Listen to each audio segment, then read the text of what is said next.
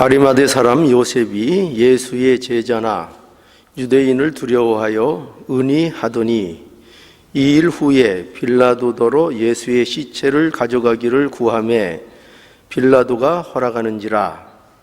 이에 가서 예수의 시체를 가져가니라. 일찍 예수께 밤에 나왔던 니고데모도 몰약과 침향 섞은 것을 100근쯤 가지고 온지라. 이에 예수의 시체를 가져다가 유대인의 장로법대로 그 향품과 함께 세마포로 쌌더라. 예수의 십자가에 못 박히신 곳에 동산이 있었고 동산 안에 아직 사람을 장사한 일이 없는 새 무덤이 있는지라.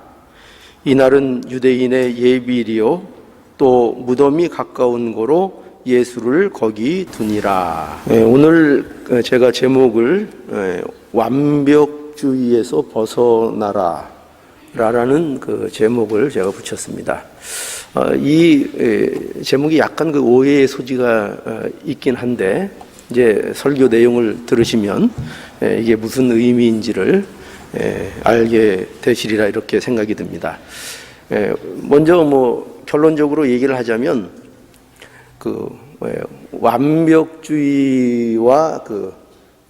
최선을 다하는 것과의 구분을 잘 하셔야 되는 겁니다. 최선을 다하는 것과 완벽주의에 빠지는 것을 혼돈하는 우리 경우가 있습니다. 이것이 신앙에 있어서 어떻게 중요한 것인지를 오늘 본문을 우리가 확인해 보면서 한번 생각해 보도록 하겠습니다. 먼저 오늘 이 본문을 보면 이 본문은 예수님의 그 시신을 장사한 그런 내용을 기록하고 있는 본문의 말씀입니다. 여기 아리마대 사람 요셉이 그 빌라도에게 예수님의 시신을 가져갈 것을 요청을 하고 그 요청이 받아들여져서 예수님의 시신을 가져오게 됩니다. 그리고 또 거기에 니고데모라는 사람이 등장을 해서 몰약과 침향 섞은 그 향품을 한 100금쯤을 가지고 오고 그것을 가지고 이 유대인의 그 장례법에 근거해서 예수님을 아주 성심성의껏 장사 지낸 그런 내용이 오늘 본문 속에 기록되어 있습니다. 이런 식의 오늘 본문에 나와 있는 이런 그 장례는요, 사실 이것은 그 중범죄자, 특히 그 십자가를 이렇게 지고 사형을 당한 이런 중범죄자에게 있어서는 합당한 그 장례가 아닙니다. 이런 중범죄를 당한 사람들에게 있어서 이렇게 뭐라 그럴까요? 좀 어떻게 보면 좀 합법한 그리고 대우받는 이런 그 절차가 사실은 허락되지가 않습니다. 허락되지가 않고 대부분 이 십자가에 처형을 당한 이런 중범죄자들은 대부분 그냥 방치되거나 그래서 짐승의 먹이, 까마귀들의 그 먹이가 되는, 밥이 되는 그런 처지에 놓이게 되고 그리고 혹 그 가족들이 요청을 해서 그 시신을 거두더라도 중범죄자들이 주로 따로 매장되는, 그것도 도시 근처가 안 되고 도시 안에도 안 되고 도시에서 멀리 떨어진 그런 범죄자들의 매장지에 매장이 되는 그것이 일반적인 장례 절차입니다.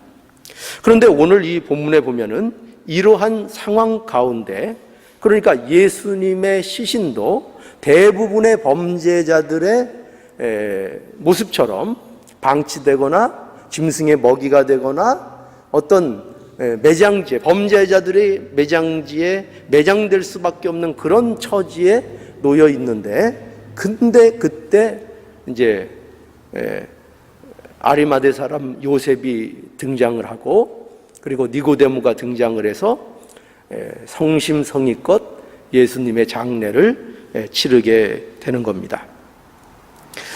이러한 본문의 내용은 아리마대 요셉이라는 사람과 니고데모의 등장이 아주 특별한 의미로 강조되고 있는 것을 우리는 이 본문 속에서 좀 살펴볼 필요가 있습니다. 그래서 오늘 이 본문에 보면은 특별히 요한이 어떤 내용을 나타내고자 하는 의도를 갖고 있는가 할 때 바로 이 아리마대 요셉과 니고데모의 등장에 가장 중요한 초점을 맞추고 있습니다. 자, 왜 그런가 한번 우리 볼까요? 38절에 보면 이렇게 그래서 아리마대 요셉에 대해서 소개하고 있는 것을 본문에서 만나게 됩니다. 자, 38절 보시죠. 아리마대 사람 요셉이 예수의 제자나 유대인들을 두려워하여 의니하더니 라고 이 요셉에 대해서 소개하고 있는 것을 보게 됩니다. 여기에서 예수의 제자라는 것이 밝혀지고 있고, 그런데 그가 유대인을 두려워하여 의니하더니 이렇게 되어 있습니다. 이 의니한다는 것은 무슨 말인가 하면은 자기 자신을 드러내지 않고 드러내기를 꺼려하고 숨기는 그런 태도를 말하고 있는 것입니다. 그런데 그런 요셉이 지금 이 예수님이 돌아가신 후에 어떻게 된 일인지 나타나서 적극적으로 예수님의 시체를 요구하고 그 시신을 처리하는 이런 내용을 우리가 보게 되는 것입니다.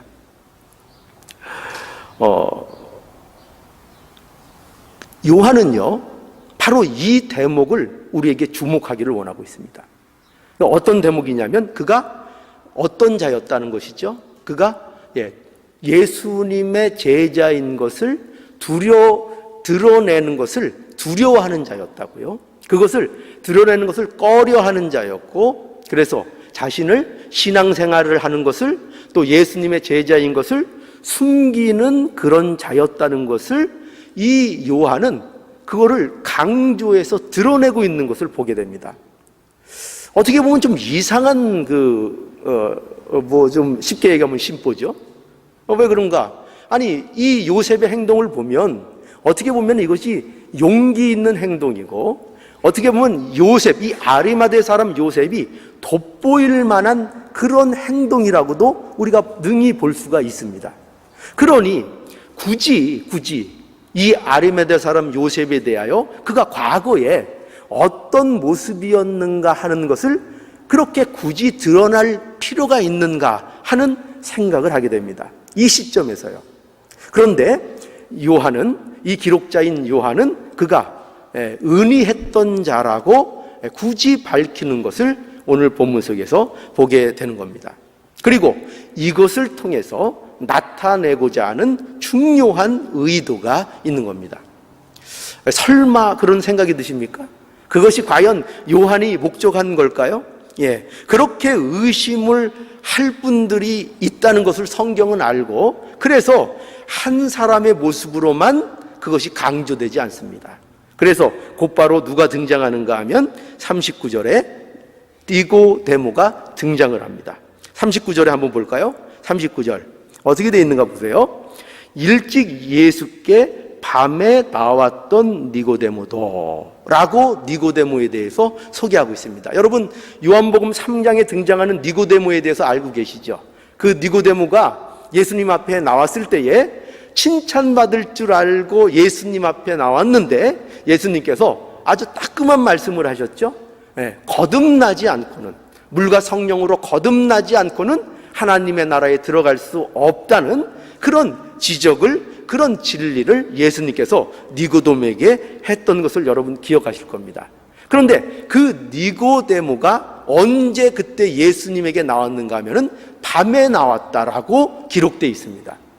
물론 이 밤에 나왔다는 의미가요, 여러 가지로 해석될 수 있습니다. 그런데 오늘 이 본문에 관련하여 생각할 때에 우리가 어떤 핵심을 잡을 수 있는가 하면은, 이 밤에 나왔다는 것은 이 니고데모가 예수님을 찾아오는 일에 세상 사람들의 눈을 의식했다는 것입니다.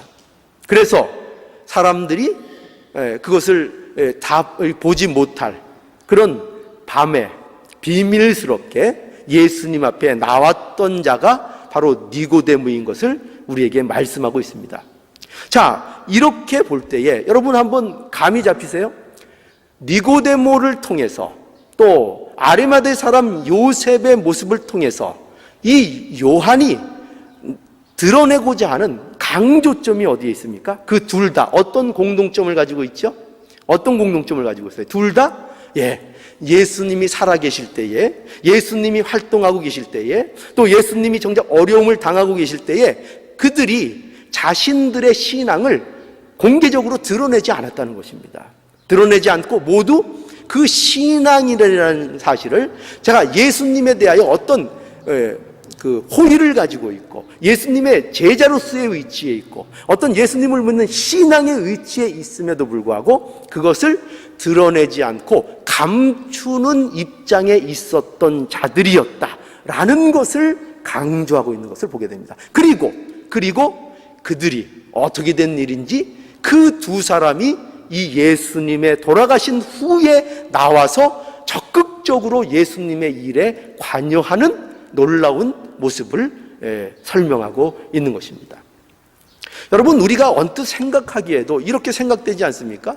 우리가 세상 사람들의 모습을 봐도 어떤 사람이 유력한 사람이 있더라도 그 사람이 살아있을 때 그 사람의 가치가 더 인정되는 거 아닙니까? 그래서 그 사람이 살아있을 때 그렇게 열심히 다니다가도 그 사람이 어려움을 당하거나 그 사람이 심지어 죽음을 당하게 되면 따르던 사람들도 그 자리를 떠나서 자기 갈 길을 가는 게 정상적인 사람들의 생활의 태도라고 볼 수 있는데, 그것이 완전히 역전되고 그것이 그런 상식이 무너지는 그런 모습을 이 요셉과 니고데모의 모습을 통해서 우리에게 보여주고 있는 것입니다. 그래서 그들이 오히려 사람이 떠나갈 것 같은 그 상황 속에서 예수님 앞에 담대히 나와서 그들의 어떻게 보면 용기 있고 담대한 모습을 보여주는 것을 오늘 본문에서 요한이 강조하고 있는 것을 보게 되는 것입니다. 여러분, 이러한 사실이, 오늘 제가 설명한 이러한 본문의 사실이 도대체 왜 우리에게 중요한 걸까요? 언제나 우리는 그걸 생각해야 되겠죠. 왜 이것이 중요할까요? 여러분, 혹시 이렇게 생각할 수 있어요. 단순히 이렇게 생각할 수 있습니다. 이것이 그러면 우리들에게 이 아리마대 사람 요셉과 니고데모처럼 네 자신들의 신앙을 숨기지 말고 드러내는 용기를 가져라, 그런 우리에게 교훈을 주는 말씀일까요? 물론 그 좋은 교훈입니다. 그리고 그렇게 은혜를 입을 수도 있어요. 그리고 그런 메시지를 받을 수도 있습니다. 그런데 문제는 뭐냐면은, 지금 이 말씀은요, 그런 식의 어떤 아리마대 요셉이나 니고데모가 행한 그런 미담 사례를 전하고자 하는 내용이 아닙니다. 그들의 행동, 그들이 얼마나 용기가 있었는가 하는 그들의 미담을 논하고자 하는 하나님의 말씀이 아니고, 요한은 관심이 거기에 있지 않습니다. 어디에 있는가 하면은, 요한은 한결같이 십자가가 어떤 것인가를 전하고자 하는 데만 관심이 있는 겁니다. 그러니까 이 말씀도요, 이런 예를 들어 이 니고데모와 이 요셉의 등장을 통해서 요한은 무엇을 의도하고 있는가 하면은, 과연 십자가가 무엇이고 그 십자가를 통해서 얻는 구원이 과연 무엇인가를 설명해내기 위하여, 그것을 이 믿는 성도들에게 보여주기 위하여 이 니고데모와 요셉이라는 인물의 등장을 강조해서 우리에게 기록해 보여주고 있다는 것입니다. 그래서 십자가가 어떠한 것을 이 말씀이 우리에게 전해준다는 거예요. 또 구원이 무엇인가를 이 말씀이 우리에게 말씀하고 있다는 거예요. 자, 잘 이해가 안 가시죠? 벌써 이 대목에서 여러분들이 이해가 가면은 대단한 겁니다. 이해가 안 가는 게 어찌 보면 당연하실지 몰라요. 자, 그래서 한번 보겠습니다. 요한복음 12장으로 한번 가보시죠. 이러한 그 본문의 말씀이 가진 의도를 밝힐 수 있는 중요한 키가 되는 말씀이 요한복음 12장에 있습니다.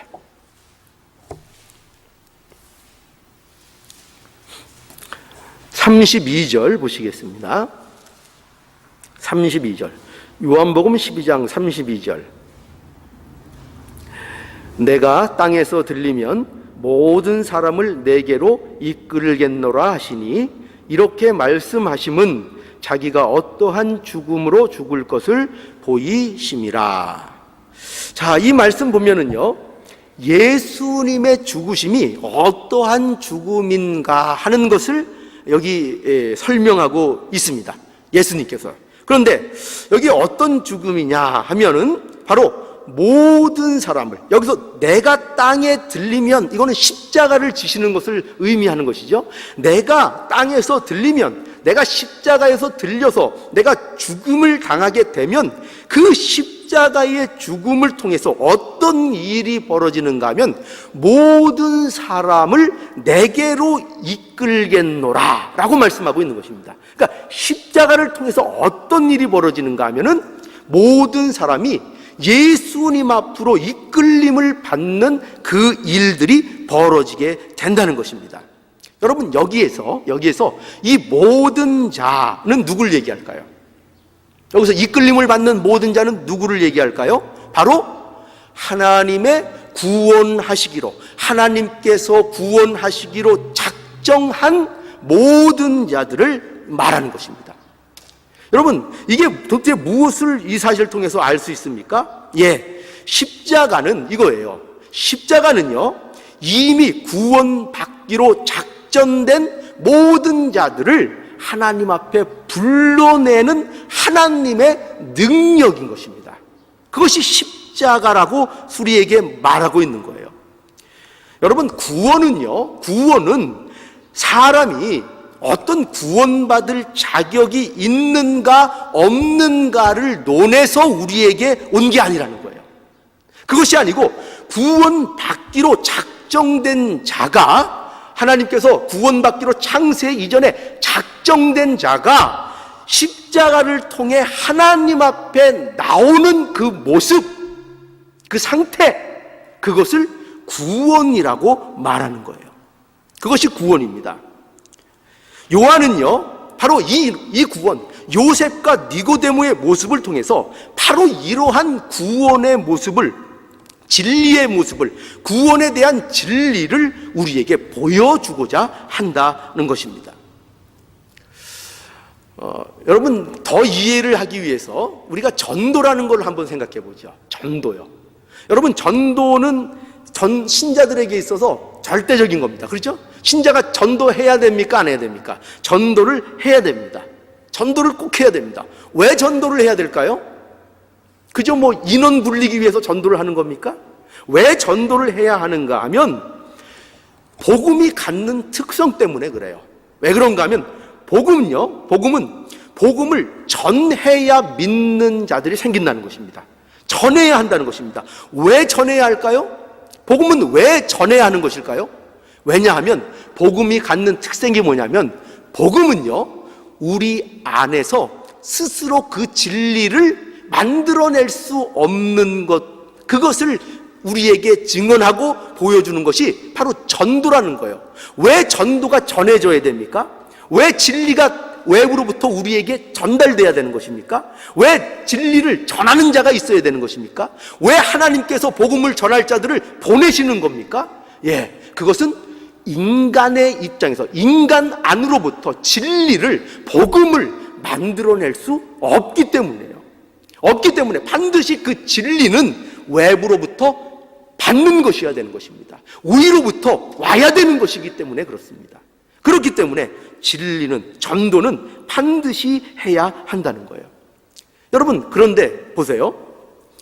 이 전도에 있어서 우리가 잘 이해해야 될 부분이 있어요. 그것이 뭐냐면 반드시 이 사실을 알아야 돼요. 뭐냐면 중생이 먼저라는 것입니다. 중생이 가장 모든 일에 먼저 오는 것이 뭐냐면 우리들의 삶 속에 우리가 하나님의 자녀로서 가장 먼저 우리에게 오는 하나님의 사역이 뭐냐? 그 영혼이 거듭나야 한다는 것입니다. 즉 사람이 복음을 받는 것은요, 복음을 받는 것은 그 사람의 영을 하나님께서 살려놓으셨기 때문에 복음을 받아들이게 된다는 것입니다. 살려놓기 때문에요. 여러분, 이게 아니에요. 이거 주의 깊게 잘 생각하셔야 돼요. 복음을 받아서 살아난 게 아니에요. 여러분, 뭐가 아니라고요? 복음을 사람이 받아서 그 사람이 살아난 것이 아니고 그 사람이 거듭났기 때문에 하나님의 절대적인 주권으로 생명의 사역으로 그 영혼이 거듭나서 복음을 받아들이게 되는 것입니다. 그러니까 거듭난 자가 생명이 있기 때문에 복음을 받아들이게 되는 것이고, 거듭난 자라야지 주님을 주로 고백하게 되는 것이고, 거듭난 자만이 그 생명을 가지고 이제 회개라는 것을 하게 되는 거예요. 그러니까 이 모든 것들은요, 생명이 살아있는 증상으로 나오는 것들인 거예요. 뭐가 다 그렇다고요? 예, 우리가 고백하는 거요. 입으로 시인하는 거요. 내가 예수를 구주로 믿는다고 고백하는 그 믿음이요. 그 믿음을 갖는 거요. 내가 그리고 하나님의 사람이라는 감각을 가지게 되는 거요. 그 고백들, 그리고 하나님 앞에 회개하는 역사가 일어나는 그 모든 것들이 무엇이 전제될 때 우리에게 나타나는 거라고요? 예, 거듭났을 때요. 그 영혼이 중생했을 때요. 생명이 우리 안에 있을 때 생명의 증상으로서 우리가 나타나는 거예요. 우리가 복음을 받을 때 생명이 살아나는 게 아니에요. 이미 하나님께서 복음을 받아들일 수 있도록 생명으로 역사해 주셨기 때문이에요. 그것을 우리는 분명히 알아야 됩니다. 이러한 구원의 도리를 알지 못하면요, 우리는 늘 헷갈려요. 우리의 구원이 이게 과연 어디에 근거를 둔 것이냐? 우리의 구원이 과연 얼마나 확실한 것이냐? 내가 구원을 받을 수 있을 것이냐? 하나님의 나라에 갈 수 있을 것이냐? 오늘 당장 죽으면 천국에 내가 갈 것이냐, 못 갈 것이냐? 그 단계에서 항상 갈등하고 좌절하고 우왕좌왕하는 그런 모습을 가질 수밖에 없어요. 우리의 신앙은, 우리의 구원은 결코 내 안에서 이룬 것으로, 나를 근거로 해서 나의 경험이나 나의 어떤 자격이나 그런 조건을 절대로 근거하지 않고 오직 하나님의 절대적인 주권에 의하여 그 생명이 살아난 사실을 분명히 알아야 됩니다. 어떤 자격도 어떤 조건도 전제되지 않습니다. 여러분, 그래서 요한일서 5장에 가보면요, 우리 한번 요한일서 5장으로 가서 이런 사실을 한번 확인해 보시죠. 요한일서 5장입니다. 제가 1절부터 읽겠습니다. 예수께서 그리스도이심을 믿는 자마다 하나님께로서 난 자니 또한 내신 이를 사랑하는 자마다 그에게서 난 자를 사랑하느니라. 우리가 하나님을 사랑하고 그의 계명을 지킬 때에 이로써 우리가 하나님의 자녀 사랑하는 줄을 아느니라. 하나님을 사랑하는 것은 이것이니 우리가 그의 계명을 지키는 것이라. 그의 계명은 무거운 것이 아니로다. 대저 하나님께로 난 자마다 세상을 이기느니라. 세상이 이김은 이것이니 우리의 믿음이니라. 자, 여기 이 말씀을 보면은요, 우리가 여기에서 중요한 사실을 만나게 됩니다. 그것이 무엇인가 하면은요, 여기에서 보면 예수 믿는 자에 대해서 어떤 식으로 표현하고 있느냐 이 말이에요. 예수 믿는 자. 어떤 식으로 여러분 본문 이 말씀 보니까 표현되어 있습니까? 이렇게 표현이 되어 있죠. 예수께서 그리스도이심을 믿는 자마다 어떻게 되어 있어요? 뭐라고 표현되어 있습니까? 하나님께로 난 자다 이거예요. 그러니까 예수를 믿는 자, 예수가 그리스도임을 믿는 자마다 그가 어떤 자냐 할 때 그는 하나님께로 이미 난 자라 이 말이에요.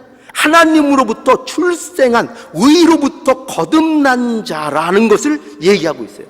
그래서 계속 성경은 무엇을 얘기하는가? 구원에 대해서 출생을 얘기합니다. 출생. 언제나 출생에 비우는 거예요. 낳는 거예요. 낳는 거예요. 여러분, 출생이 뭐죠? 출생처럼 우리의 인생에 있어서 피동적으로 내가 아무 일도 관여하지 못한 것이 없어요.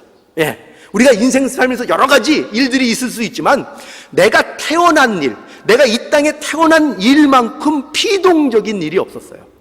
그렇죠? 우리는 내가 태어난 이 생명에 대해서 내가 전혀 관여한 게 없어요. 여러분들이 태어날 때 뭐 어떻게 태어나겠다 구상하고 태어나셨어요? 엄마 태 속에서 나는 이렇게 태어날 때 이렇게 멋진 포즈를 취하고 태어나서 사람들을 깜짝 놀라게 하겠다. 그러고 태어나신 분 있어요? 그래서 태 안에서 모든 거 계획하고 태어나신 분 있어요? 아니요. 그때 의식이 아무것도 없어요. 실제 어릴 적에 내가 어떻게 했는지 유아 시절에 대한 것도 전혀 생각이 나지 않습니다. 여러분, 그래서 이 출생에는 뭐가 있냐면은 출생에는 출생을 가지고 내가 태어날 만한 자격이 있냐 없냐를 논하는 것은 그건 아무 가치가 없는 거예요. 여러분들이 태어날 때에 여러분들이 태어날 만한 자격이 있냐 없냐를 논하고 태어나셨어요? 그래서 어떤 자격이 갖추어져서 너는 그래, 너는 태어나도 돼 라는 자격 조건을 갖춰서 여러분들이 태어나신 겁니까? 아니요. 내게는 그 어떤 자격도 없었어요. 오히려 내가 컨트롤할 수 없는 어떤 무수한 일들의 요소들에 의하여 내가 태어나게 되었던 것입니다.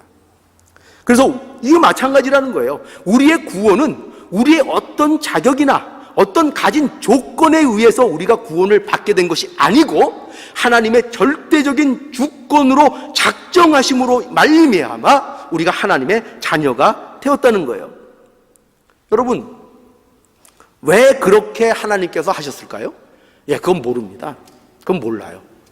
예, 하나님이 왜 하필 나 같은 이 죄인을 하나님께서 창세전에 작정하시고 계획하셔서 하나님의 자녀가 꼭 되도록 그렇게 선택하고 구원해 주셨는지 그 이유는 몰라요. 왜 그렇게 꼭 나를 택하셔야 됐는지 그건 우리는 알 수 없어요. 그건 알 수 없어요. 단지 우리는 하나님께서 그렇게 하시기로 작정했다는 사실만 성경을 통해서 아는 거예요. 우리는 그거를 인정해야 돼요. 그래서 여러분 한번 궁금하시면 이제 하나님 앞에 가셔서 천국 가셔서 여쭤보시면 돼요. 저도 가서 이거 꼭 여쭤볼 거예요. 하나님, 저 왜 하필이면 구원하셨나요? 하나님의 자녀로 선택하셨나요? 이거 너무 궁금해요. 전 모르겠어요. 도대체 저를 아무리 돌아봐도 하나님 앞에 구원받을 어떤 자격과 조건 가진 것이 없어요. 죄인 중에 죄인 같아요.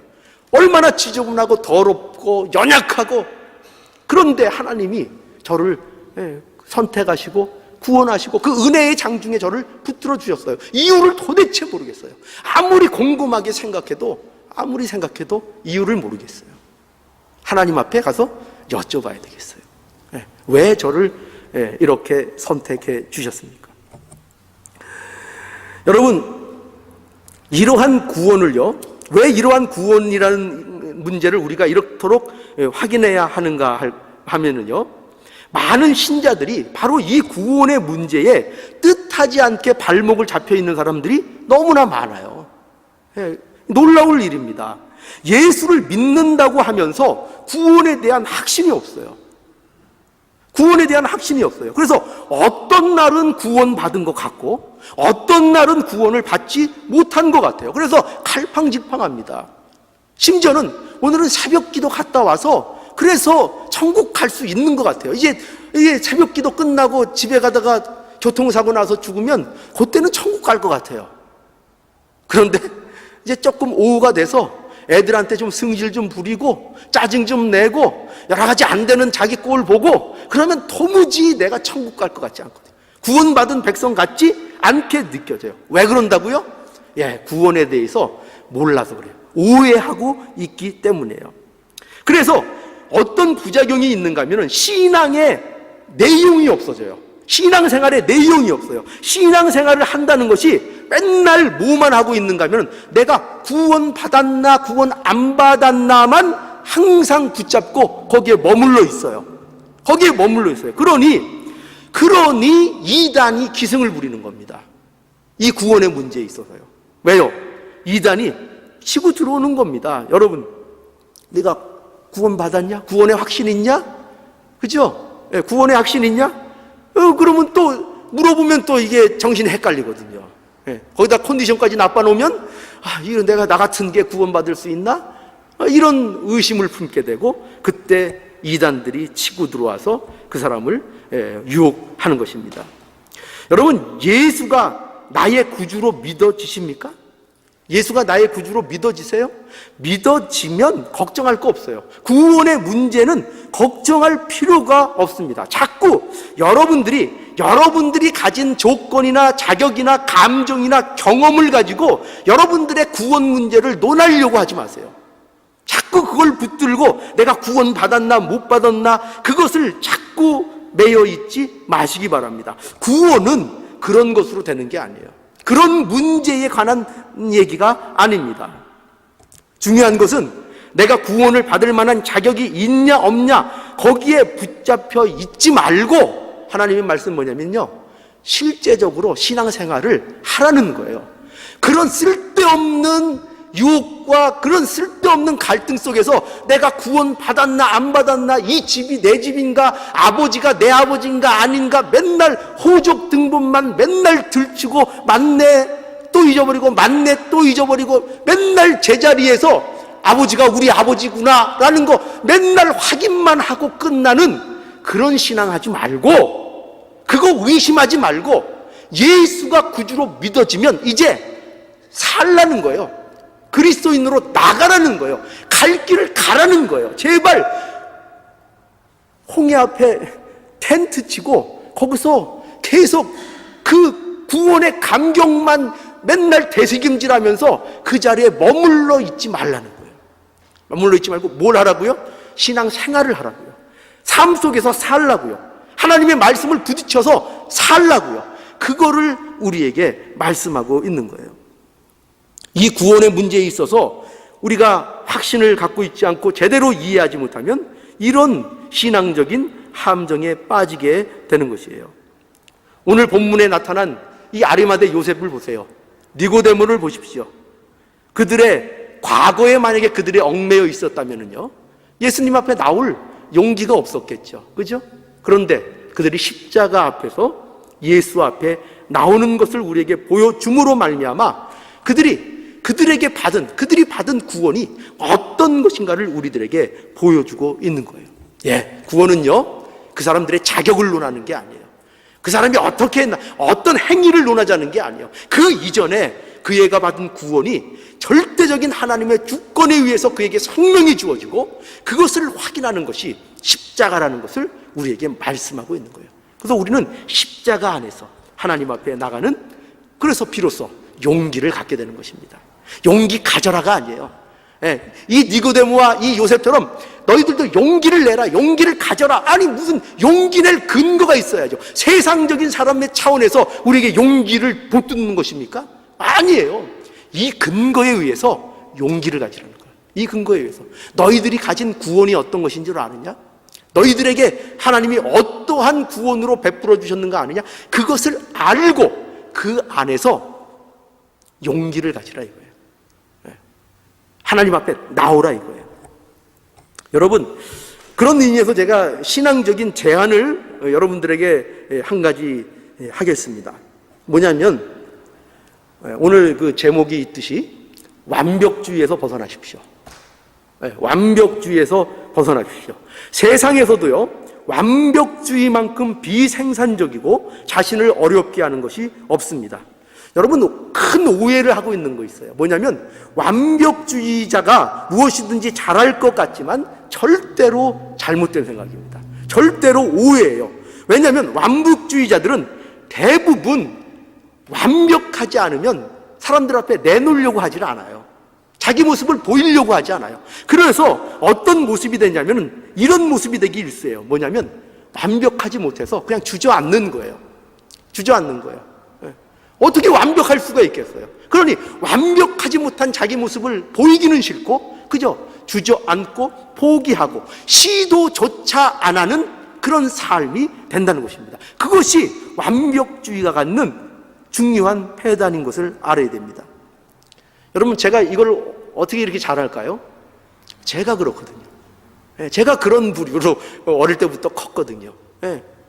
제가 뭐 지금은 그래도 많이 털털하게 보시겠지만 제가 어린 시절이나 이럴 때 클 때 굉장히 완벽주의자적인 결백증 같은 것을 가진 사람이었어요. 그런데 그것이 교만이라는 것을 알았습니다.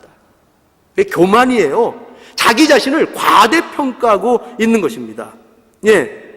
여러분, 이러한 의미에서요, 우리의 신앙에 있어서 가장 걸림돌이 뭐냐? 이런 의미에서의 완벽주의인 거예요. 신앙에 있어서. 우리 신앙에 있어서 최선을 다해야 됩니다. 이거 오해하지 마세요. 어떻게 해도 좋다, 아무렇게 살아도 좋다는 말씀을 드리려는 거 아니에요. 결코 그렇게 오해하는 분은 없겠죠?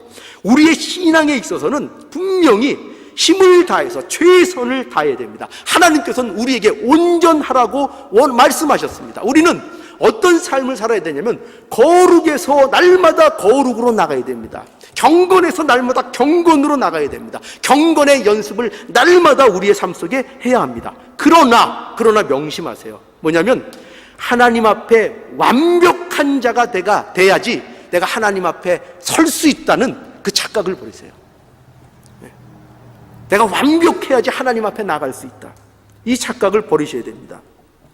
그래서 신앙적인 완벽주의를 추구하는 사람들에게 있어서 어떤 폐단이 나타날 수 있는가 하면은 결국 하다 포기하거나 아니면 외식하는 수밖에 없어요. 그런 척 할 수밖에 없어요. 그런 척 할 수밖에 없는 거예요. 그리고 또 어떤 폐단이 있는가 하면은 이런 경우가 저는 더 마음에 와닿아요. 뭐냐면 실제로 많은 신자들이 이런 경우가 있는데 이런 거예요. 나는 교회 안 가겠다는 거예요. 교회 안 가. 그래서 왜 교회를 안 나오시려고요? 그러면 이렇게 한결같이 얘기합니다. 뭐냐면은 제가요 지은 죄가 많아서요. 아직 담배도 못 끊고요. 아직 술도 먹고요. 그리고 아직도 제가 더러운 게 많아서 그래서 저 교회 못 나가요. 제가 목사님 요거 다 정리하고 요거 깨끗이 다 정리하고 그리고 제가 이제 교회 다닐게요. 그런 분들이 의외로 많이 있어요. 무슨 핑계인지 어떤지 모르지만 그런 분들이 많이 있습니다. 그러니까 일종의 뭐예요? 결백증을 가지고 있어요. 내가 교회라는 것을 어떻게 생각하는가 하면은 내가 하나님 앞에 나가도 괜찮은 완전한 자가 될 때 비로소 나가야 되는 그런 장소로 오해하고 있다는 거예요. 그게 아니라는 것입니다. 그게 아니라는 거예요. 여러분, 이 말씀을 제가 준비하면서 이 생각이 나더라고요. 뭐냐면 제가 어릴 때 얼마나 제가 그 소심하고 그 결백증이 좀 있었는가 하면 그 옛날엔 동네 목욕탕에 갔잖아요. 동네 목욕탕 가는데 제가 목욕탕에 갈 때마다 집에서 목욕을 하고 갔어요. 왜 그럴게요? 때가 꼬질꼬질한 게 너무 창피한 거예요. 그래가지고 꼭 목욕하러 가는데 집에서 초벌 목욕을 한번 쫙 하고 그리고 몸을 깨끗하게 해가지고 이제 목욕을 가는 거예요. 제가 그랬다니까요. 여러분, 이게 어떻게 보면 우스운 말씀일지 모르지만 우리가 그런 상황 속에 있는지 모르겠어요. 하나님 앞에 나오는데 내가 완전해져서 나오겠다는 거예요. 모든 건 내가 깨끗해진 다음에 나오겠다는 거예요. 하나님께서는 나와서 나로 인하여 깨끗함을 받으라, 나로 인하여 생명을 얻어라, 나로 인하여 씻음을 받으라 이렇게 부르시고 그 누구도 초대하시고 부르시는데 우리는 어떻게 한다고요? 우리는 좀 뒀다가 갈게요. 제가 저를 좀 깨끗하게 한 다음에 갈게요. 그렇게 고집을 부린다는 거예요.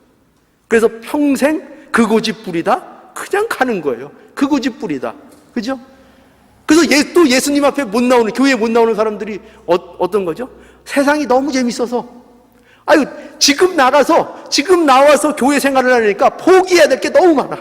이것도 안 해야 되고, 저것도 안 해야 되고, 이것도 안 해야 되는데, 아유, 뭐 하려고 그렇게. 그냥 죽기 전에 예수님 믿고, 그 전에 실컷 누리다. 그래서 계속 밀어요. 그래서 교회 안 간다는 거예요. 저 나중에 갈게요. 할 거 다 하고, 즐길 거 다 즐기고, 너무 재밌는데, 이거 어떻게 포기해요? 다 누리다 갈게요. 그렇게 한다는 것입니다. 그러지 말라는 거예요. 하나님의 은혜를 입은 자, 십자가를 아는 자, 구원이 뭔지를 아는 자는 반드시 하나님 앞에 용기를 내어 나오고 그 하나님 앞에 서게 된다고 우리에게 말씀하고 있는 것입니다. 여러분, 신앙적인 완벽주의에서 벗어나십시오. 그러나 신앙에 최선을 다하십시오. 하루하루 최선을 다하여 여러분의 달려갈 길을 달려가십시오. 하나님이 원하시는 것은 그겁니다. 내 인생에 내 앞에 놓인 모든 문제들을 당당히 마주쳐서 나는 예수 그리스도의 보혈의 공로에 의하여 어떤 조건도 갖추지 않았지만 하나님의 놀라운 은혜와 사랑을 입은 자들이고 그 은혜가 내 안에 있고 그러므로 인하여 나는 담대히 아버지 하나님 앞에 나옵니다. 아버지 하나님, 내게 주어진 모든 일에 하루하루 최선을 다하게 하시옵소서. 이게 우리의 고백이 되어야 됩니다. 이 고백을 통하여 여러분들의 하나님 앞에 갈 때까지의 나날들이 하나님 앞에 참으로 풍성하고 보람차고 또 하나님이 주신 그 놀라운 자유와 그 진리를 풍성히 누리는 저와 여러분들이 되기를 간절히 원합니다.